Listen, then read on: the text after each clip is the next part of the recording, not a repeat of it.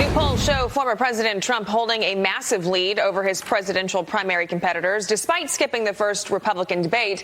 But some of the candidates who did take the stage were able to gain a few points. Brooke Sigmund here with more. Hey, Brooke. Hey, good morning, Ashley. Todd, former President Trump is keeping a massive lead in the Republican primary. Yes, he took a 6-point hit after skipping that first Republican debate, but he is keeping a whopping 38-point lead over his closest primary contender. That's Florida Governor Ron DeSantis, who is now polling at 12%. Businessman Vivek Ramaswamy is at 9%, which is down 1 point from the week before. And former Vice President Mike Pence and Ambassador Nikki Haley are both coming in at 7%. That's a 4 and 5 point increase, respectively. Meanwhile, Ramaswamy and Haley are still exchanging jabs nearly a week after their foreign policy back and forth on the debate stage, where Haley accused him of not supporting Israel. Listen. What I said is it would be a mark of success if we ever got to a point in our relationship with Israel, if Israel never needed the United States' aid. So I don't read from the traditional GOP talking point binder that's handed to traditional candidates. That's true. That lends itself to being misquoted. And Ramaswamy took it a step further on his website, where he's now calling Haley by her given Indian name.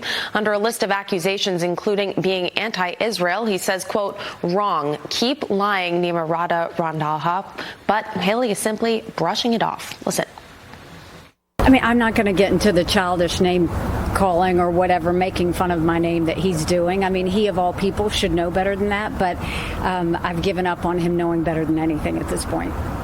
Haley, the former U.S. ambassador to the United Nations, did see the largest boost in polling out of all of the GOP candidates. She also raked in $1 million in donations in the 72 hours after the debate. Guys. All right, Brooke Sigmund live for us this morning. Brooke, thank you. Let us bring in Beverly Hallberg, president of the District Media Group. Beverly, great to see you as always. Should this 6-point drop worry Trump enough to drive him into future debates, or is that 38-point lead that he still has just so insurmountable at this point?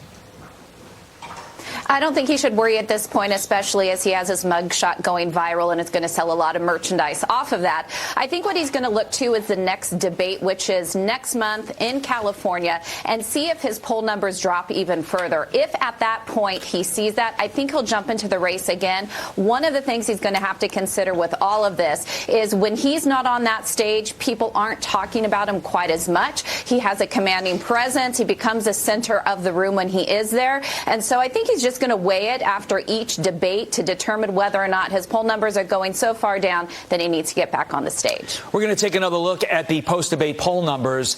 Is there anything that stands out to you from it, from the Ramaswamy dropping a point, even though so many people said he won the debate, to Pence rising 4 points, even though a lot of people said he did not have a good night? Anything stand out to you?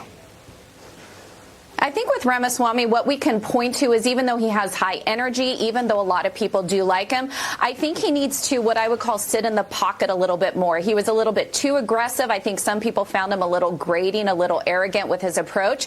And I think they want a softer, gentler side. Now, with Pence, it was somewhat of the opposite. Those who are born-again Christians are going to like Pence. He was tougher in this. Some may have found maybe a little bit too tough, but the poll numbers are showing they like him. But the person who got the biggest bump was Nikki Haley. I think in the next debate, we could see her poll numbers go even higher if she continues to take that tough stance, especially in foreign policy debates on the issue of Ukraine specifically. Beverly Hallberg getting ready for cut down day in the NFL by mentioning in the pocket. I'm impressed, Beverly Hallberg. I want to get your thoughts on this next topic. Trump's trial date for his federal election case set for March 4th, one day before Super Tuesday. I mean, look, from a legal perspective, trial dates get pushed back all the time.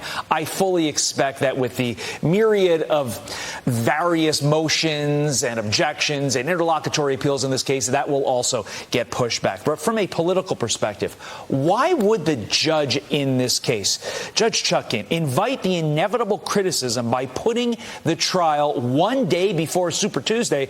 Because, Beverly, to even people who don't follow politics, this sure looks a little like political prosecution. What say you? And this is the trial about January 6th. We're talking about over 2 years later, and they choose the date right before Super Tuesday. I think regardless of what someone may think about Trump, this seems like election interference. And when you have the American people who already distrust the DOJ, the FBI, when you see the court system doing this, there is no way, or I would say many people are going to look at this and say, this just smells bad. This looks like politics. I don't like it. It doesn't put any faith in our system, and maybe we shouldn't have faith in our system when we see moves like this. And thank you for that correction. It is the January 6th trial. It is not the federal election case. I appreciate that. Beverly Hallberg, appreciate you as always. Thank you for your time. Thank you. Have a good one. You as well. Furious